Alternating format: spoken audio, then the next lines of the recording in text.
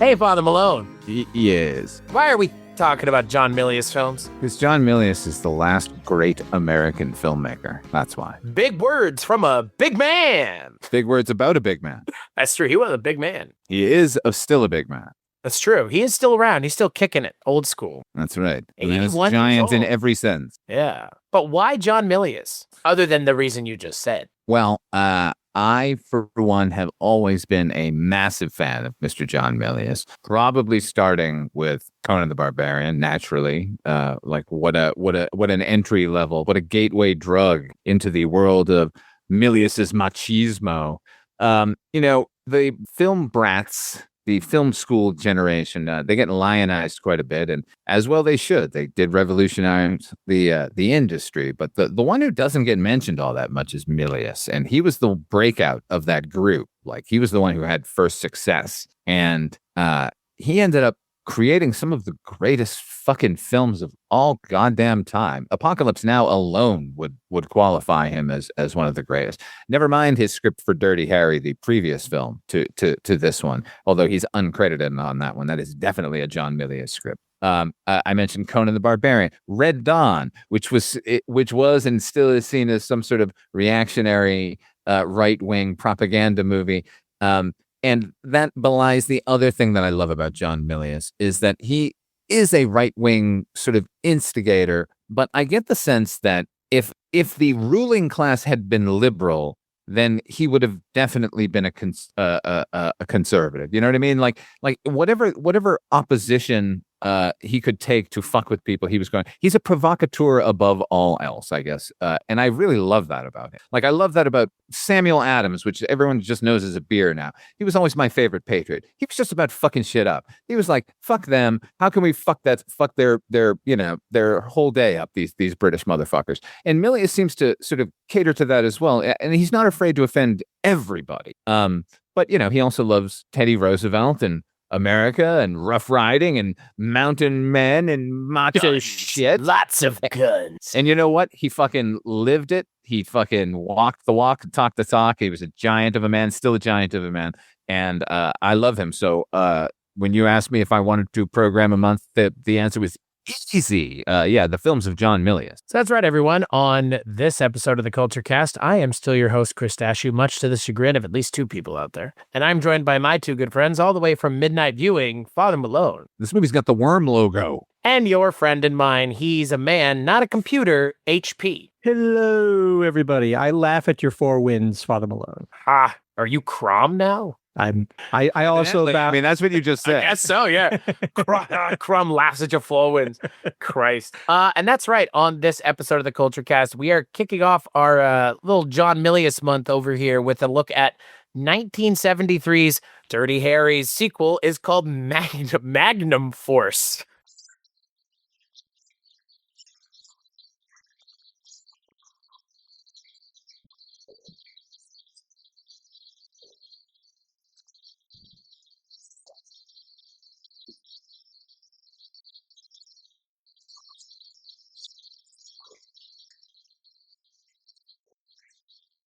They know which side the bread the butter is on. It's Magnum Force. They do. It was not Original Vigilance. Original title Vigilance, exactly. Which is a terrible title for a movie. Also, Magnum Force, also a terrible title for a movie. Just call it Vigilante Cops. I mean, yeah. This summer, Vigilante Cops. What are they doing? Who are they? And do they sing songs? They might. That's what we're going to be talking about on this episode of the Kulturecast. The film is directed by Ted Post, screenplay by John Milius and Michael Cimino, and yes, it stars Clint Eastwood as Dirty Harry. It also stars Fletch Lives His Own Hal Holbrook. Is that why we picked it? Mitchell Ryan, David Soul. There's a very young Tim Matheson in this movie as well. Kip Niven, Felton Perry. Fletch. Yeah, speaking of Fletch. So, HP, I'm going to kick it to you first, since you are a guest and you have said very little. What do you think, and when did you see originally Magnum Force? So I was really excited because Clint Eastwood movies, when I was a kid on cable, they were omnipresent. This Dirty Harry movies didn't get a lot of play in my house. I think maybe my parents just appreciated the fact that they were a little too violent for little HP. But so I was excited. And then when I saw that Milius had co-written this, or I guess he wrote it, and I think Cimino came in and did a rewrite. Is that not correct, Father Malone? Yeah, Milius wasn't available for rewrites, and Cimino did the final passes when they went to camera. Anytime I can be involved in a Dirty Harry, Starsky and Hutch crossover, effectively, I'm all aboard. When I saw the Rogue Cops included David Soul and Robert Urich, of course, Spencer for Hire, and he died in the Wool Bostonian from that time. I'll know him well as Spencer. I was excited, and Tim Matheson, the babyface Tim Matheson, making an appearance. It's fantastic. So I was really excited. So this, effectively, to answer your question, short story long, this was my first time seeing this movie, so I was pretty excited to delve into it. Father Malone, same question to you, sir. Why did you pick this? I guess to be I saw this a long time ago. My first experience with Dirty Harry was the film Sudden Impact, which I saw in the theater, and then I think immediately afterwards saw Magnum Force. So I kind of worked my way backwards in a way. And I didn't see The Enforcer until much later, but then finally saw Dirty Harry sort of after the fact and realized the law of diminishing returns was in effect with Dirty Harry in general. But of the movies that Milius wrote, which is kind of what we're looking at, because we're doing Apocalypse Now as well. He did not originate the character of Harry Callahan. That was an original script before him. His name isn't even on it. I said at the outset, it's his script. I've read all the drafts. Like, he really picks it up and runs with it and gives that character who he is in that movie, and then carrying forward. Why I picked this instead of that is that, first of all, that movie has been, that the bones have been picked clean on what you can possibly say about Dirty Harry, and it is a genius bit of movie making. It really is a fantastic film. What I like about this one is this is Milius. Like, okay, now I've got credit. Now I can kind of do what I want to do with this character, and now I can kind of answer everyone who was saying that I was a fascist asshole in the last one for having this rogue cop. If they think that Dirty Harry Callahan is a rogue cop, I'll give them rogue cop. So I like the sort of fuck you attitude about the screenplay. And although I will say this, I remember this movie a lot more fondly than now rewatching it. And I haven't watched it in about 25 years, I guess. And it hits a whole lot different now. This is a movie with some really good action pieces and a meandering script that ends up, sort of collapsing on itself, sort of formulaically. But I don't know if it's Milius's fault. I know that because I know Cimino rewrote the whole ending. It's all car chases and shootouts and shit. And Milius had it sort of a little more human, a little more personal. But I don't know if this is a good movie, but I do enjoy watching it, at least parts. So I had seen this movie a couple of years back. I don't remember when, but I know I had seen it. I think my dad and I had watched all the Dirty Harry movies one summer together when I went and visited them. And so I watched it then. I don't remember much. I just remember the kind of the end of the movie more than anything else. It's, I don't remember much from when I watched it the first time, which I think says a lot about the movie because I definitely watched it during the time I've been doing the podcast. So I'm gonna say I effectively am watching it for the first time in terms of my ability to remember most of the movie. That being said, I think this movie is fine. The original movie is so much better. But the original movie, I think, has a lot more going for it in terms of it just feeling novel. This movie has to try and take the character of Dirty Harry and do something interesting with him, as opposed to the first movie, which is introducing us to the character and that. I mean, that in and of itself allows for a lot of room to play with. And that first movie does. And the first movie also, I think, the conceit of that first movie, I think, is so much better. It's a cop, an unhinged cop versus the Zodiac killer. Who wouldn't want to watch that? I mean, this is kind of its own contrived nonsense. And yeah, to your point, Father Malone, like the third act of the movie is it falls apart. Like this movie falls apart in the third act in a way that I was not expecting because it feels like the third act of this movie is written by somebody else. Effectively was. I enjoy Clint Eastwood's performance, and I'm curious because again, we won't be talking about Clint Eastwood again this month.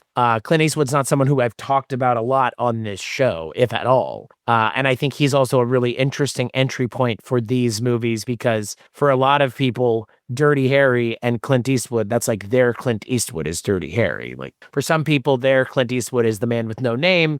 But for some people, like this is their Clint Eastwood. So it's certainly mine. More so than those other films? Absolutely, because when I was going to the movies, these were the movies I was watching. Okay. Sudden Impact and then the Deadpool, like I had an active movie-going relationship with Dirty Harry as a character, whereas I would have to go to a revival house to go check out Good, the Bad, and the Ugly. Right. Well, and you know, I feel like that's still, for the most part, with something like this, is still the case because this had a pinball machine made off of it. The Dirty Harry character, like it's had video games more or less based off of it with Lethal Enforcers on the Super Nintendo and Genesis in the 90s, which was also a gun con cabinet game. I mean, you know, We Feelin' Lucky Punk, that kind of transcended the film almost and became its own thing, which again, I think speaks volumes to the performance that Clint Eastwood kind of turns in as Dirty Harry. Because I think for most people, like you said, Father Malone, it's either this or that. And again, like I think Unforgiven is kind of like a terminus moment for Clint Eastwood's like man with no name character. I kind of lump that one in there because it's very much like part and parcel. But Dirty Harry has 5 movies? Is that right? 5? Yeah. That's a lot of movies as one character, especially for Clint Eastwood.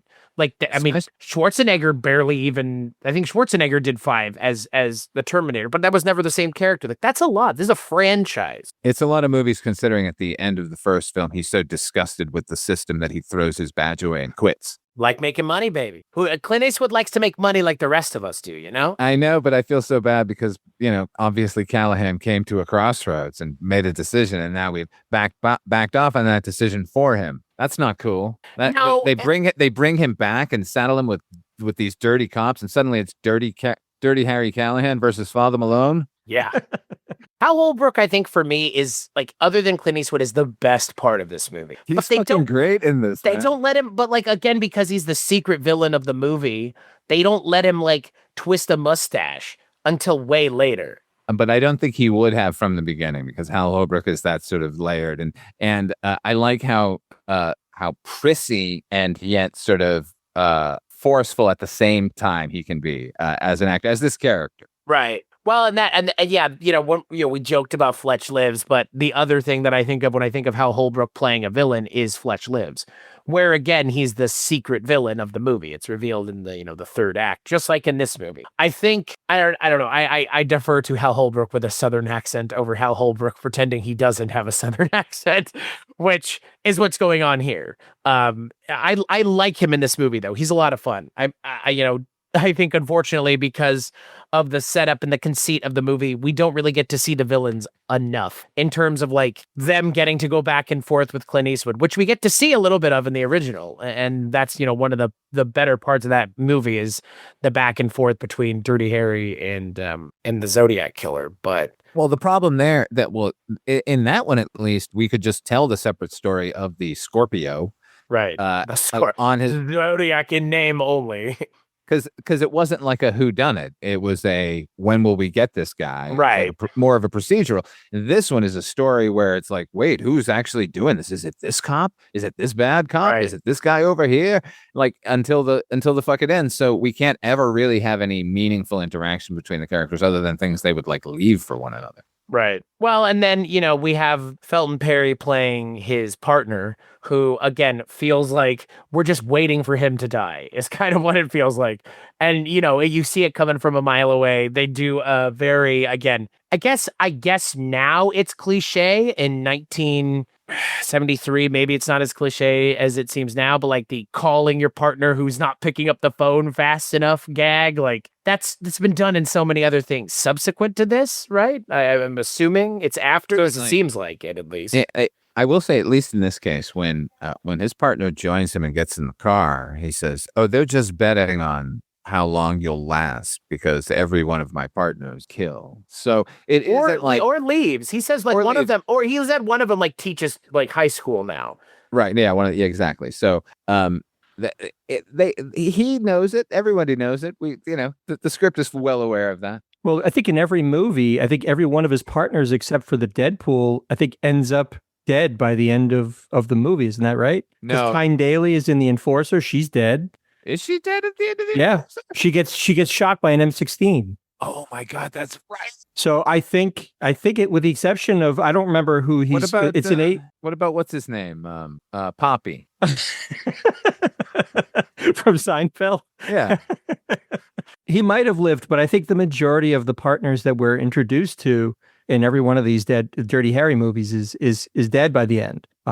Except for, like I said, well, I know for sure that the cop in the Deadpool is partner's wounded but not killed. But I think all the other ones are dead. But what's interesting, what you were saying, Chris, about how some of these things were maybe a little more novel in 1973 and not, they've become kind of standard fare going forward since then. But I kind of felt that it was a little weird for me to watch it now, because I'm sure this was kind of novel in 1973, but I couldn't help thinking this, if you had just trimmed a lot of the meandering bits of this could have fit in with any sort of police procedural television show that we would watch today, because ultimately it's just, these cops kill a few criminals, he investigates, he eventually exposes the ring, and then they're all, brought to an end. It's 2 hours, but you probably could have tightened that up to a good solid 35, 40 minutes worth of actual action. This movie is only 7 minutes shorter than Serpico. Well, that makes sense. I felt every minute of this movie in the rewatch. Honestly. Yeah, it is about a half an hour too long. Here's the thing: the story itself is good, and I enjoy all the characterizations. And I like the idea of Harry Callahan. These guys kind of like looking up to him and him commingling with them. Something they're doing over on with the Punisher over on Daredevil right now. Him telling the cops to all go fuck themselves. I like all the, sort of that aspects of the plot, but then we also have moments where Callahan and his partner go to the snack shack at the airport where a fucking hijacking just seems to be happening. Like, what? Either start the movie with that Deus Ex Machina shit, or like don't include it. Like, this shouldn't be like random stuff that Harry Callahan runs into. Yeah, it's kind of played. It's really just sort of played. It's almost like played for laughs. It is that 100% played. It's not kind of played for laughs. It is a gag. It is a total gag, is it not? But if you're right, Father Malone, if they had just let off with that and hit the ground running with some action and some intensity, that would have made a whole lot more sense than kind of he just happens to be. It's like Die Hard. He's in the wrong place at the right time. Harry Callahan. I don't. The whole hijacking scene makes no sense to me. And this is, by the way, on top of everything else, 6 years before the Iran hostage situation. Yeah, well, you could still get away with like hilarious hijackings here, and right around the same time that this came out, that was a sequel to Candid Camera, hilarious hijackings. Yes, Robert Zemeckis won an Academy Award for his student film, which is about like a shell-shocked Vietnam vet who gets on a bus that a Cuban national hijacks and threatens to blow up if they don't drive it to Cuba. It was just like, that was just sort of funny stuff that, people were joking about. Ha ha, couldn't happen here. Look at any Mad magazine from that time. I guarantee you there's stereotypical hijackers hijacking buses, planes, what have you. You're right. You could joke about it back then, but it's not so funny post 9/11. Wouldn't it be a shame if people, instead of using those planes to go places, use them for harm? Nobody would ever think they would do that. Fuck. Yeah, it's weird to see hijacking as a joke. But again, we're also watching characters go to the airport to eat lunch. So... At the snack shack.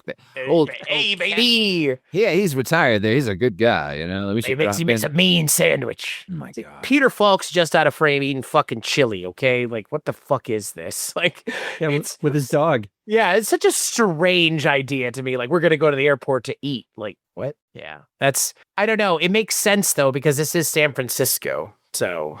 Yeah, can I just say, though, one thing I noticed, if you watch the first film, it's one guy committing a couple of murders, right? And the whole city is on lockdown and everything is going crazy. These cops are annihilating people. Like, they're not, this isn't just that, like, this guy got off and now we're going to go gun him down and vigilante. It's a car full of guys. It's a pool full of people. It is a pool full of people. There's a barbecue bikini machine gun massacre in this movie, man. Yeah, these are bloodbaths. Yeah. Might be one of There's- the best scenes in the movie is that them getting gunned down, because it's like, where is this coming from? Like, it is a great scene, and that's what I was talking about. Some of the action sequences like are just so fucking well staged and like really impactful and great. But while I'm watching that, all I could think is like, every news agency in the world is going to descend on San Francisco right now. Like, every cop in the, it's going to be a fucking madhouse from here on in. And they play a little bit of lip service to it, where they, keep having reporters, a couple of reporters show up and like question them and such. But they're killing dozens of people. Like, But doesn't the captain, doesn't he say that he's not going to release it to the press just yet, or he's going to try to keep it under wraps? Like you said, he plays lip service to it a little bit, but I guess how do you conceal a pool full of people who've been machine gunned? It's insane. no, you can conceal the 3 people in the fuck pad who get shot down. Yeah, like that's fine, right? That's normal business at that establishment, but not at the backyard barbecue. The backyard barbecue featuring Suzanne Summers. Was she in it? Yeah. She had a nude scene. God, I gotta go watch it again. I do think that there's a little bit of a meander in the movie, and You think? yeah, but I mean, again, like those parts end up being interesting, so it doesn't feel as much of a meander, but it is like, again, It's like that. crazily episodic. Yeah, for there's a movie with such a straight and narrow like plot line. Right. Where the hell are we going half of the time in this movie? Well, I'm sorry. To piggyback on that, the thing that I thought was the most egregious was this sort of thing he has with the woman in his building that kind of comes out of nowhere. She doesn't really serve any real purpose other than to come on to Harry and kind of sort of be in jeopardy because she's going to open up the mailbox and there's a bomb there. But ultimately, you could have cut her whole bit out of the movie and it would only have made the movie a little tighter. I mean, she didn't really serve much purpose, I thought. No, I agree. Can I just say, oh my God, Ripley's going crazy. Ripley Jean, everybody. It's my understanding that Milius turned in a first draft and then was instructed by the producers to address that very issue, HB. Harry comes off as sort of leering and coming on to women. Like, we should show that he is attractive to them. We need a scene where a woman comes on to him. But it's weird because it's like a partner or like a colleague's wife or something, and like they're divorced and everything, and they make it clear that he's a dick, but it's still like, I mean, I guess God bless Milius for going, oh, you want that? I'll give it to you. I'll make the most like bizarre scenario possible for it. Well, not just her, but the woman that's in his building. I forgot kind of about what you're describing, which is she's the ex-wife of the cop that he initially suspects is behind all of these murders. This cop McCoy, who they go out of their way in the one interaction he has to paint him out to be this psychopath. He gets really angry. By the way, one of the things I loved about it was that actor is Mitchell Ryan, who I remember him from Lethal Weapon. He's the general. He's the one behind all of the nefarious happenings in Lethal Weapon. This movie's filled with people who would go on to other more interesting parts, let's say. He was one of them. Callahan's partner is an OCP executive. Yeah, all three tastes like baby food. Yeah. Felton Perry. Also, Mitchell Ryan was in Judge Dredd. Yeah, that's right. He was the reporter that Rico killed. Another great cop-based film. Can I just double back to the beginning of the movie? I mentioned it at the top. The worm logo. I don't know what version of the movies you guys watched, but the old Warner Brothers worm logo designed by Saul Bass, the 3 little dots. Oh my God, my heart skips a beat every time I see it. It's a great logo. I love it. It evokes exactly the time and a place that it's supposed to, which is like early 70s filmmaking in the United States. Speaking of, and then it goes right into the fetishizing of a pistol. The entire credit sequence of this movie is just Clint Eastwood holding a .44 Magnum in front of a red background while this funky jazzy score is playing. Oh, the Lalo Schifrin score is awesome, by the way. Oh yeah. Oh my God. The movie would be much less without that score. But then, like, Milius can't like help himself. He wants you to know that he wrote that fucking speech in the original Dirty Harry, so he has him recited here. They do you feel lucky? I mean, but to be fair, it is like the thing. It's the Dirty Harry thing, right? It's the I'll be back. But the thing that's nice is I would say each of these Dirty Harry movies kind of has their own line. Like this one has, I think, one of my favorite lines in all action movies, which is a man's got to know his limitations, which is a great line and is a really funny retort to everything that Hal Holbrook says to him. But John Milius, I mean, hey, if I wrote that line that everybody was quoting from the first movie, I'd probably trot it back out. Who wrote Sudden Impact? Father Malone. He did not, but he did write the line. Go ahead, make my day. Yeah, that's him as well. Real? Oh, I'm not surprised, but I'm kind of surprised, I guess. Well, that's just because his name isn't specifically on it, but Milius.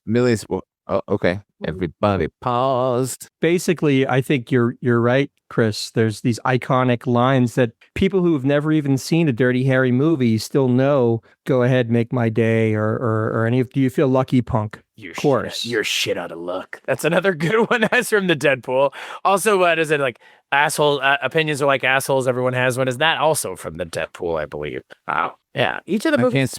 I can't speak to Milius's authorship on that one. But he's got all the other good ones. Oh, every great line from the Dirty Harry movies is definitely him. Yeah.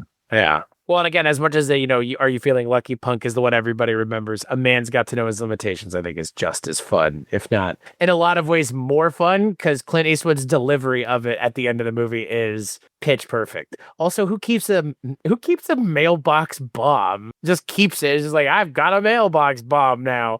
Dirty Harry, that's who. I love that. He's just got it sitting in the back seat of his car. Like, all right. Gotta love the man, really. The characterization of Dirty Harry is really fun, I feel like. Yeah, speaking, kind of doubling back for a second, with the idea of them trying to insert even a love interest into it, Milius said that he rejected the whole thing sort of wholesale because, as far as he was concerned, Callahan probably only ever hung out with hookers because it was just the job. That was it.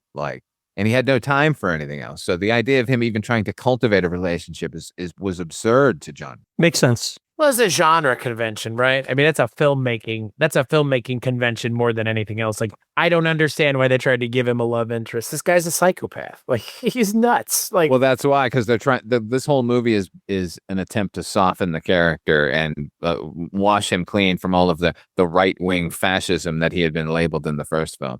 I mean, remember in Zodiac? Remember the scene in Zodiac when the Hulk comes out of the movie? Yeah, I do. And so much for due process. Yeah, so much for due process. I can't do a Mark Ruffalo. I wish I could. It's kind of like pitched down John C. Reilly. It kind of is. So there was one thing I wanted to. Obviously, Dirty Harry's this iconic cop he plays by his own rules. But one thing that kind of it was a little bit of a cognitive dissonance for me is when he's eventually these road cops approach him to try and bring him into the fold and say, that we're the ones doing this. We know you're getting close to us. Why don't you join us? And blah, blah, blah. But let me ask you guys this. What Harry does effectively is say to them, look, I'm not going to join you. I'm dedicated to working within the system. I hate the system. It stinks, but it's the only one we have. But why wouldn't a cop of Harry's skill and experience not just say to them, okay, I'll join you guys, and basically put them off of the scent and approach it from, why wouldn't he have known that would have just made him a target to be killed? That I didn't understand. Ooh, that's a good point. He did know. And bring it on, motherfuckers. That's what it was. It didn't come off that way, though, in the film. No, it doesn't, but I mean, that's the way it should have been characterized because it's Dirty Harry. He doesn't fear anybody. He defuses a mailbox bomb. Like, he is... I mean, this is propaganda, but not in the way that, like, he's beating up people that don't deserve it. It's just, we're deifying and glorifying a cop who turn in your badge, Callahan. Like, that's this character, I mean, he's a fucking asshole, but he's our asshole. And that's what makes him such a lovable anti-hero of a character. Yeah, it was because he, and again, Milius, I think, writes it pitch perfect. The character of Dirty Harry is better in this movie than he is in the first one, I feel like. I think he's on par, but I think that on par-ness is what I'm talking about with this scene, HP, where I think Callahan is to a fault unable to sort of be anything less than who he is. Can't get out of his own way.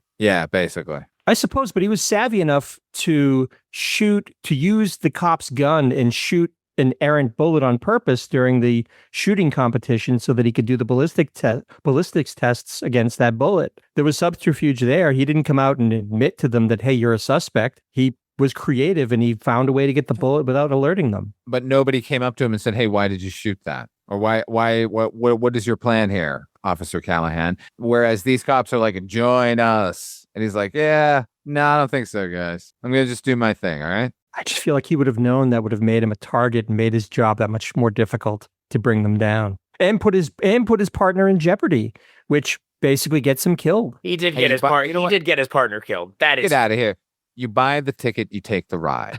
Oh, come on, Hunter Thompson. Give me a break. Dr. Gonzo here. Jesus. You know the stakes when you get involved with Detective Harry Callahan.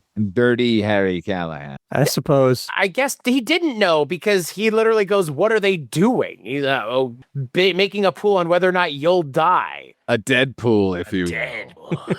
Liam Neeson was in that movie. He sure was. And Jim Carrey. Jim Carrey, yeah. Well, I want to circle to something that we kind of alluded to a little bit. Thoughts on Clint Eastwood, the actor, not the person, speaking to an empty chair, as it were. He gets a lot of shit as not a good actor. And I would say that within his reign, he's a very good actor. He has distinct characters. I think he puts in good performances. I think he can easily be miscast, but I've always enjoyed him. He is one of those guys who's more of a presence than anything, which is why he was so popular and so successful as the man with no name in those spaghetti westerns, because there's something iconic and so stoic about him just to look at him. But yeah, he's not somebody who disappears into a character. When you buy a ticket to a Clint Eastwood movie, you're buying it because you know the man and his range and his catalog, and he's always going to play the hits. I mean, one of my favorite movies of his is Heartbreak Ridge. I think he's great, but is his performance worlds away from Harry Callahan or Bronco Billy McCoy or whoever he was in Bronco Billy? Oh my God, a Bronco Billy, y'all. Or whoever he played in Every Which Way But Loose. No, but I agree with Father Malone in his lane, in his mold. He's iconic.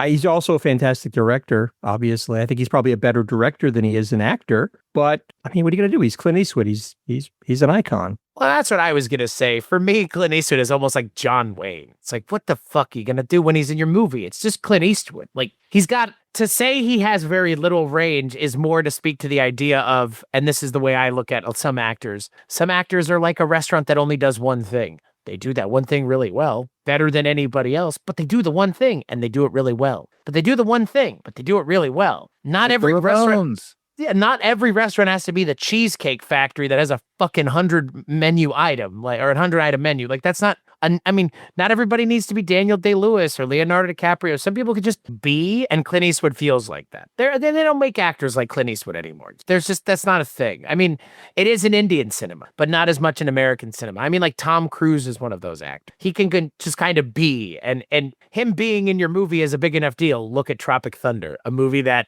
again, I would say is probably Tom Cruise's best role in a lot of ways. I know. Look at Father Malone's face, everybody. But Clint Eastwood, I don't know. For me, he's always he is who he is. There's no pretense to it, really. Forgot what I was going to say. What did anybody see him in The Bridges of Madison County? Yeah. Because I never saw it because it just wasn't in my lane. But let me ask then. First let me ask, did you see it, Chris? I have read the book. You read the book.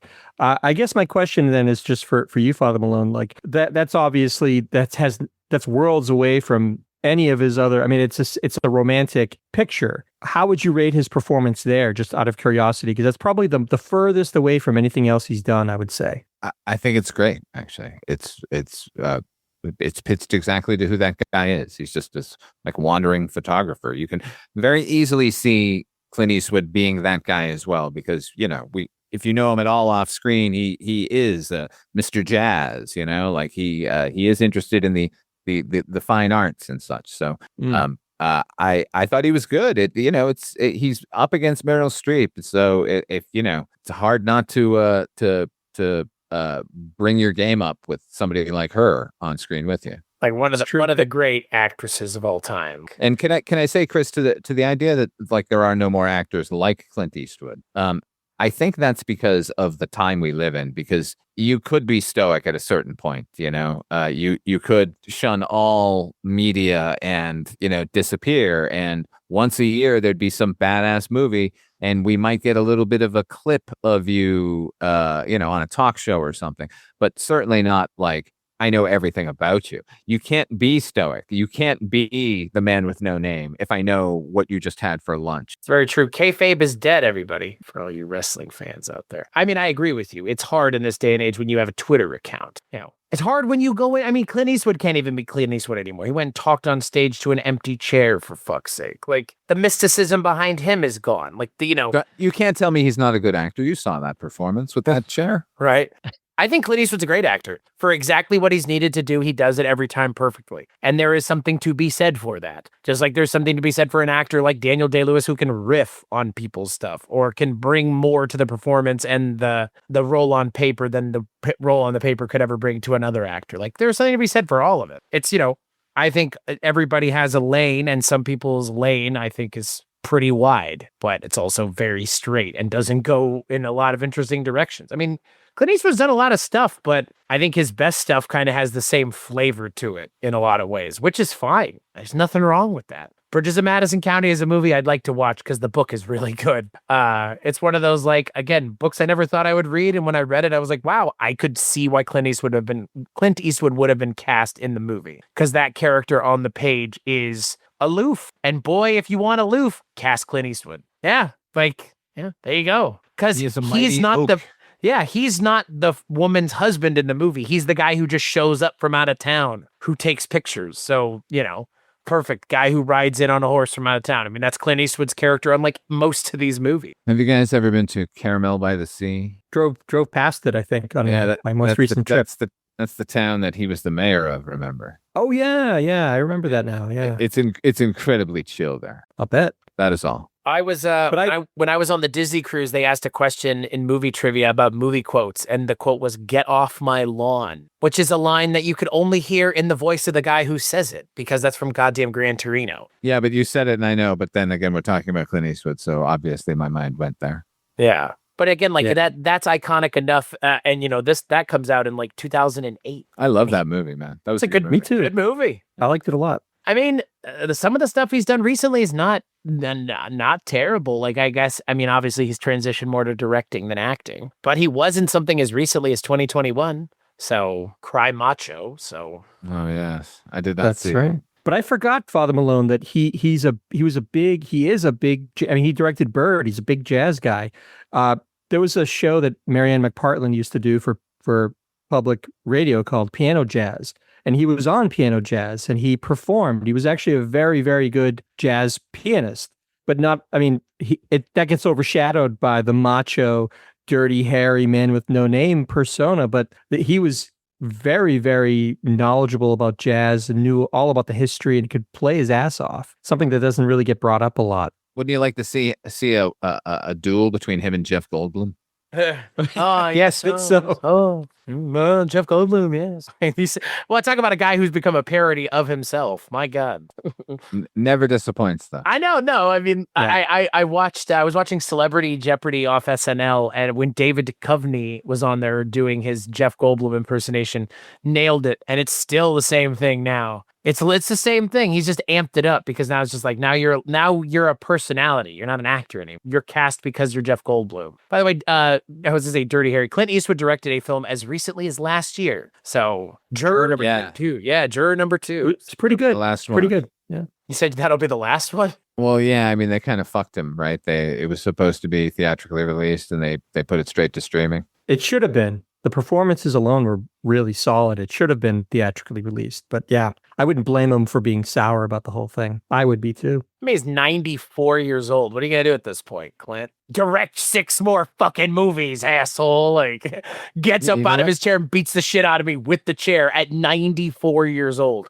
because I believe it. He probably still could kick the shit out of me. Like, Well, you got to remember, he also is one of these relics of the old Hollywood system. He was a guy that was taught at a very young age. You show up, you hit your mark, you learn your lines, you deliver them, and then you get the hell out of there. And that's who doesn't appreciate that workman-like approach to his whole career, everything he does. You know, Juror Number 2 wasn't a super popular movie, but it was solid. I mean, it was directed well, great performances, interesting story. The guy, I mean, at 94, the guy's still fucking doing it. It's amazing. Clint Eastwood was a contract player. Yeah. Think about that.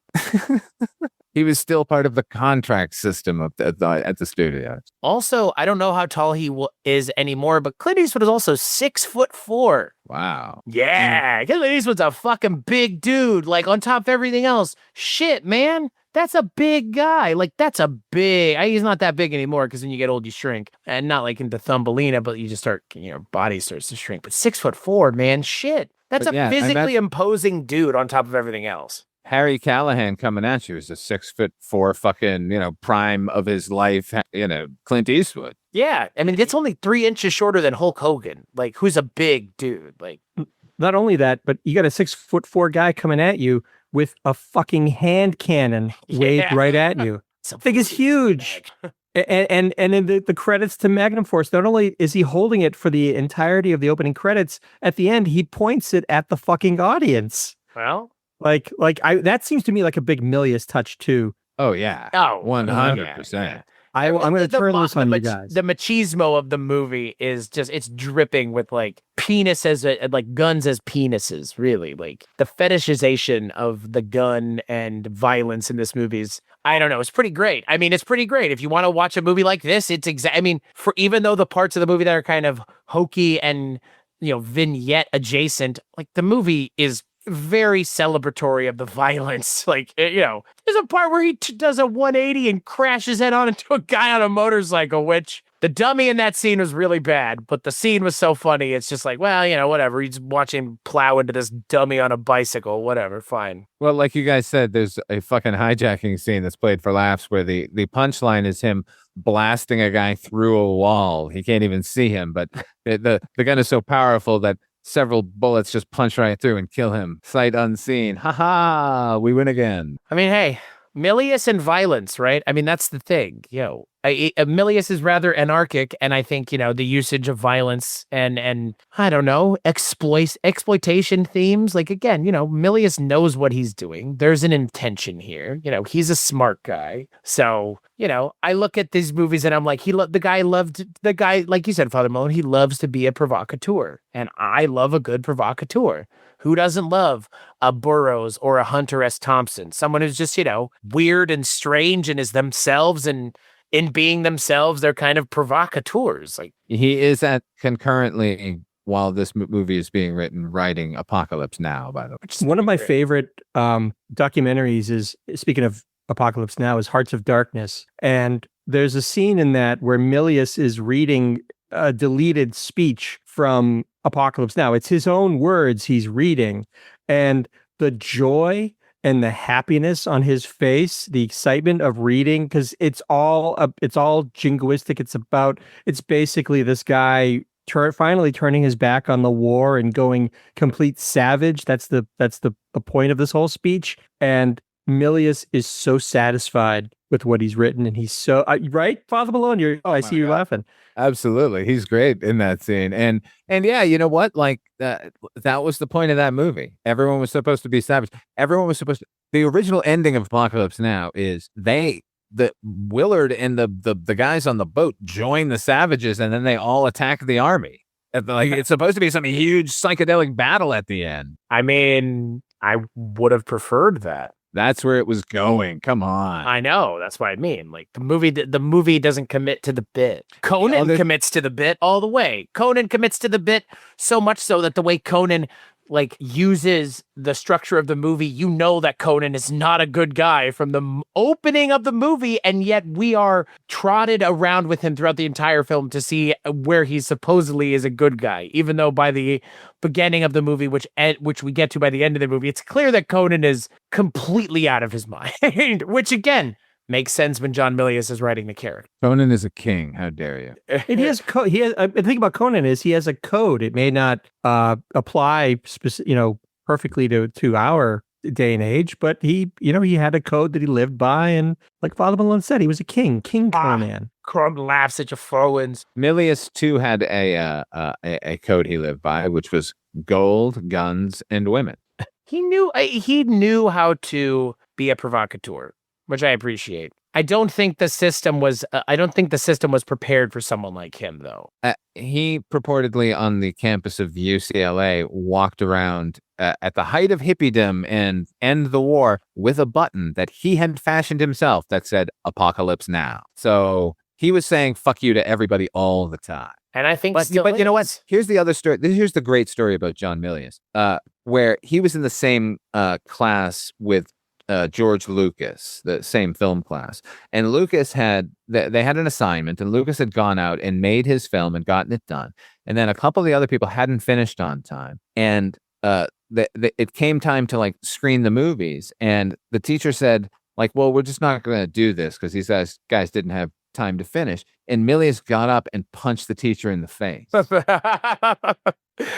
Never change, John. Yeah, how can you not love that? He did the work. You fucking watch it and grade him on it. I'll tell you, and again, I looked for the citation and I couldn't find it, but Triple H supposedly is a huge fan of John Milius because John Milius would often tell stories. He would tell stories in the world of action without relying on action per se, which I mean, in a lot of ways is like the entertainment side of wrestling, right? Because sometimes you want to be able to tell a story in that world without necessarily having to resort to beating the shit out of each other constantly, which does make sense. I mean, look, for me, John Milius is someone who his voice comes through in everything he works on, even the things that he's just like script supervising or coming in to do quote uncredited rewrites unquote. It's like, now we know which part of this you wrote. Like, it's very apparent which part of this you wrote. I appreciate that about him because, again, like, never compromising who he is something that is hard to find. In that same Hearts of Darkness documentary, there's a scene where the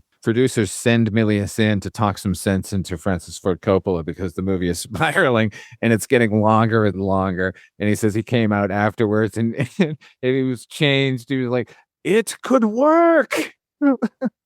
He never changed, John Milius. Nope, not till his last breath. And there will be a Valkyrie waiting for him. A true Viking wedding. He deserves one. Any fucking human being on planet Earth ever deserves to go to Valhalla. It is motherfucking John Milius. The man has a naval vessel named after him. The U.S. Navy has a USS Milius out there. It's true. I mean, he did script rewrites on Temple of Doom, which is my favorite Indiana Jones movie, and I mean, there are parts of that movie that I can see his fingerprints on for sure. Sharks in the water. The black eyes roll over white. Roll up like a doll's eyes. John fucking Milius. Hey, I know why Quint hates sharks so much, because he was on the Indianapolis. Here, let me write you a quick speech. When I was deep sea fishing on vacation, I kept saying I'll get your shark, cost you. That character is just John Milius on screen. Well, I mean, no, but you know who is John Milius on screen? Walter from Big Lebowski. That character was written by the Coen brothers based on their friend John Milius, and that's how it's played. That's right. They are friends, I guess, because Milius is still around. But I always thought that was kind of an odd pairing of the Coen brothers and Milius. Like but I don't know. Larger than life, that guy. One other thing, if you can find this, it might be on YouTube. Like there was a documentary about 1941, which Milius co-wrote and produced, and the documentary about the movie is as long as the movie, which you gotta love. And at one point, there's an outtake where Milius was famous among his friends for doing a Bigfoot impression. He would get out in front of the car at night when the lights were on and like stagger in front of the headlights and get spooked and then run away. So Spielberg had him do that in 1941 and it gets cut. But yeah, I encourage everyone to watch it because it's really fucking funny. I was going to say, unlike 1941. Some of that is very funny. So Eddie Deason specifically. No, my God. I could easily cut all of that out of the movie. Yeah. Christ almighty. I know, Father Malone, you carry the torch for 1941 in a hard way. I will never get it. I know it's not good, but I'm still going to keep watching it because I love it. Just that whole all the miniature stuff is just so fucking incredible. Again, it's a technically impressive film. And, will argue. Nancy Allen in the cockpit. That's all, I mean, come on. Movie's a good movie. Yeah, Treat Williams. Yeah, There's a lot of good stuff. There's a lot to love about 1941. I agree. Eddie Deason. No, not Eddie Deason, goddammit. But you know what? We all know the definitive Eddie Deason can be found in Grease 2. He was never better after that. I agree. No, you know what? I like him in Midnight Madness. You know what? I stand corrected. You're absolutely right. Wasn't that the first PG-13 Disney movie, Father Malone? Midnight Madness? I'm pretty sure that's it. I think it was the first PG Disney movie. That's what it. Okay, I knew it was. It held some esteem or some hallowed place in Disney lore. So scandalous that Disney has released a PG movie. Oh my God, the kingdom has fallen. With David Naughton and Stephen First. Oh my God, Stephen First. Yes, God, everyone's favorite, Kent the Dorfman. Remember him in Up the Creek with Tim Matheson, also featured in Magnum Force. Tim Matheson, man, the babyface Tim Matheson, the pivot in the movie because Tim Matheson is in fact not a villain. Yeah, I was actually surprised. I didn't even remember. I assumed he was just because he's so he gives off that potential creep vibe at all times. Don't get me wrong, I love Tim Matheson. You know, it's funny if you go back and watch those old the original Space Ghost cartoons. He's the voice of the little boy on that show. What? If you go watch the old Space Ghost shows, from the 60s. Tim Matheson is the voice of the kid on the show. That's wild. Yeah, man. How about that David Soul? Oh, don't give up. Love David Soul. Don't give up on me, baby. Yeah. Remember how Owen Wilson played him in a Starsky and Hutch movie? Yeah, I do. Yeah. Yep. I'll always love David Soul because he's the lead in the Tobe Hooper version of Salem's Lot. Salem's Lot. Yeah. Yeah, that movie's not bad. Compared. I like it. I like it. I think David Soul is fine. I mean, again, I don't think we get enough time with him, which is the real problem. There are too many suspects, and so we're only getting a little bit of this guy and that guy, Yeah. And then we've got to spend time with Harry fucking hitting on chicks, and he's got to fucking stop the hijacking and all these other random crimes that he just seems to run across. Yeah, it's very Die Hard. It's very wrong place, wrong time. Harry Callahan, everybody, but he's got a gun, a big gun. He likes to shoot it, and shooting it, he can kill people with it. There's got to be a fan edit somewhere that's a tight 45 minutes of just nothing but the best stuff from Magnum Force. You could make that into a tight hour-long episode of some police procedural, and it would be great because this, like you said, Chris, the story is really good. It's just it meanders too much, and there's too much extra stuff that maybe is the result of concessions here and there about Harry's prowess with women or what have you. But there's some great stuff. But I agree, Father Malone. My mind did wander a little bit during the movie because it's just too much extraneous stuff going on, I thought. It's 2 hours and 3 minutes. It's a long ass movie. Should have been 90 minutes lean. Yeah, lean and mean and not meandering. So anything else we want to talk about with Magnum Force? It's not great, but it's fun. Yeah, and it's too long, but there's worse things. HP, final thoughts on John Milius, favorite John Milius film, favorite Clint Eastwood film, since we're not going to get a chance to talk about either of these people again this month. Sure. I think, for Clint Eastwood, I think I already mentioned probably my favorite Clint Eastwood movie, at least the one that I'm thinking of right now, is probably Heartbreak Ridge, because it kind of there's some great action, but it's funny as hell. It's got a weirdo cast, like Mario Van Peebles is in that, and who's Tom Villard is one of the Marines, which is oh my God, totally bizarre. Something about it just works for me. But as far as favorite Milius, the easy answer would be Conan, because that's when I think of Milius, that's the first thing that I think of. Yeah, I'll go with Conan for sure. Favorite Clint Eastwood movie. Yeah, favorite Clint Eastwood movie is pretty boring. It's just the good, the bad, and the ugly. It's a fucking perfect piece of filmmaking. One of the greatest westerns of all time, if not the. So I'll give that That's my favorite Clint Eastwood. Favorite John Milius film. Just You don't have to reveal it now. You can wait until the end of the month if you want. Yeah, you know what? Let me think about that because I'm rewatching. So Yeah. Well, what's it now before the rewatch? the easy answer when anyone asks me about John Milius is Conan the Barbarian. It's just oof, boy, it's such a good fucking movie. I can watch it anytime. I think the last movie I went to the theater to see was Conan the Barbarian. Conan. Yeah, I would go with Conan for my favorite John Milius. I mean, at least right now, again, at the beginning of the month, given that I'll be here watching the movies with you. In terms of Clint Eastwood, I do like the original Dirty Harry a fair amount. I think he's really good. I grew up with those Man with No Name movies. My dad really liked them, so I saw them a lot growing up. The Eiger Sanction's fun. That's a movie that I've seen more than yeah, right? What a random, strange movie. Good call. He has a lot that aren't often brought up, and Iger Sanction is a good choice. And then I'm trying to remember. It's one of those. I think it's In the Line of Fire. It's kind of like yeah. Yeah, that's with Malkovich. That is a good one. And Absolute Power, another one where it's like weird political thrillers in the 90s starring Clint Eastwood. Like, why I kind of resonate with those, but the 90s for me kind of feels like the decade of the thriller, especially with like the Grisham like books being turned into movies. And I don't know, like the 90s was such a time of like a thriller that Clint Eastwood could be in believably, because again, he's like just getting older and up there, but still can pull off like the sex appeal, sex icon Clint Eastwood, because he's a good looking guy on top of everything else. How old was he in the Line of Fire, may I ask? So that movie came out in 1993 and Clint Eastwood was born in 1930. So he was 63. 63, But he looks like a fucking, oh man. Hey, wow. Look That's at him. Vital. The picture on his Wikipedia is from 2010. That's 14 years ago. And he was 80 in that picture.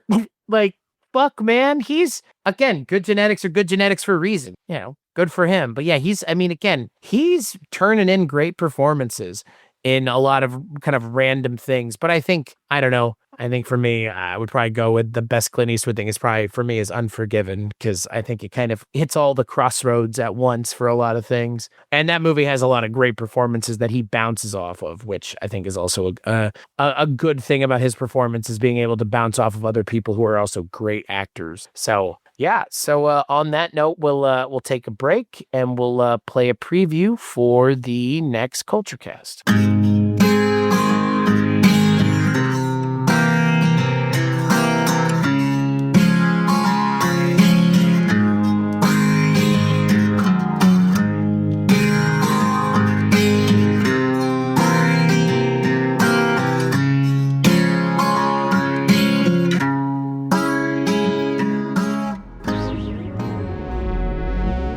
From Weirding Way Media, Cambridge and Washawn is a podcast about two guys' obsessions, passions, and hobbies. Those two guys are Mark Begley, host of Wake Up Heavy, Recollections of Horror, and Ronald Zerigian, host of the Skelevator YouTube channel. Each month we talk about the toys, comics, movies, books, TV shows, and other cultural phenomena that captured our imaginations and helped shape who we are today. From Masters of the Universe to Saturday Night Live, Star Wars to Harry Houdini, The Muppets to The Elephant Man, Ronnie and Mark dive deep into the recesses of their minds to pull out treasured memories of things lost but never forgotten. Join us on the first Tuesday of each month over at weirdingwaymedia.com or wherever you listen to podcasts. Join me, Jamie Benning, on the Filmumentaries podcast, particularly if you enjoy stories like designer Nilo Rodis Cimino convincing George Lucas to push him around to help gain the support of his crew on the ailing Howard the Duck. Blam! The door opens, it's George. Everybody gasps. George makes a beeline to me. I'm literally back against the wall. Or hear puppeteer Tim Rose's emotional story behind that iconic Admiral Akbar shot in Return of the Jedi. I believe the war is something to be proud of, but not to celebrate. Or how Star Wars editor Paul Hirsch tackled cutting so many successful films. The thing that I learned from working with De Palma is that tension depends on a clock. You need to have the sense that time is running out. Maybe Oscar-winning sound designer Mark Mangini's insightful chat about his work on Blade Runner 2049. Not a single sound from the original Blade Runner in the new film. A great deal of inspiration. That's the Filmumentaries podcast with me, Jamie Benning. Hello, Twisted Humans. Do you find yourself wanting to know more about the latest murder, conspiracy, cult, or haunting? Then this is the podcast for you. In 1952, there was a record high of UFOs reported. 1,500 sightings. There has been evidence of human sacrifice, devil worship, and it is haunted by more spirits than can be counted. A family of 2 adults and 2 kids reportedly saw a giant flying thing with glowing red eyes. And meanwhile, the family's nanny that helped Veronica to care for her and Lucian's children was found bludgeoned to death in the basement of their family home. I'm Alicia. And I'm Sierra, and this is Twisted and Uncorked.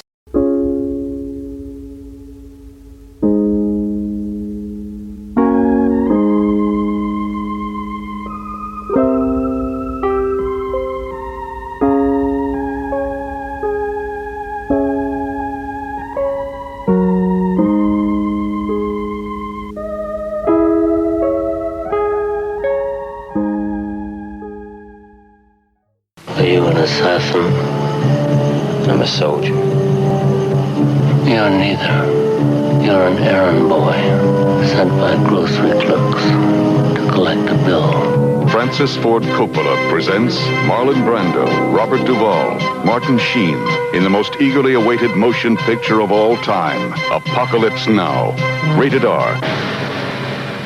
Starts tomorrow at specially selected theaters. That's right. On the next Kulturecast, we are going to be talking about Apocalypse Now, a movie that we've kind of talked about a little bit, but we'll be talking about a whole hell of a lot more on the next episode, because that's a big time movie to be talking about. So we'll be talking about that. Then with Antonio Lepore will be joining us. We talked about Venom with him so many moons ago, about like 9 months ago now, or the fuck it was. So we'll be joined by him on that episode. So until then, HP, where can people find you and the things that you work on, sir? Oh, well, you can find me elsewhere on the Weirding Way Network. Chris, I co-host the Mr. Walters Taxi podcast with my esteemed colleague and friend Father Malone right here, and I also host the Noise Junkies music podcast, and I also have a Bandcamp site, hpmusicplace.bandcamp.com. Please check it out. Father Malone, same question. Check me out also on Weirding Way Media. My show is Midnight Viewing, which